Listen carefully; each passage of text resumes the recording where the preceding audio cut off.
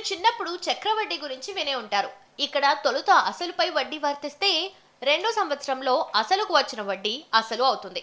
మళ్ళీ దీనిపై వడ్డీ వస్తుంది. ఇలా ఏటా అసలు వడ్డీ పెరుగుకుంటూ పోతూనే ఉంటుంది.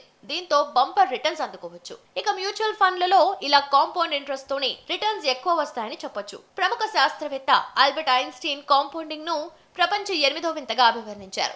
ఇదో మ్యాజిక్ అని చెప్తుంటారు నిపుణులు. అందుకే ఎక్కువ రాబడి అందుకునేందుకు చాలా మంది మ్యూచువల్ ఫండ్లలో పెట్టుబడులపై ఆసక్తి చూపిస్తుంటారు.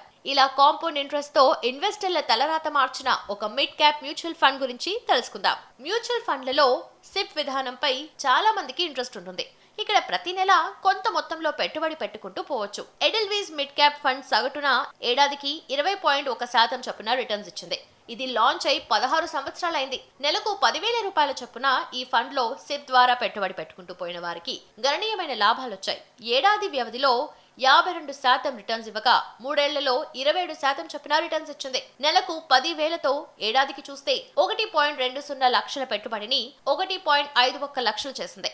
ఇలాగే 3 ఏళ్లలో అయితే 27.2% చొప్పున రిటర్న్స్ ప్రకారం మీ పెట్టుబడి 3.6 లక్షలు కాగా చేతికి 5.33 లక్షలు వచ్చాయి.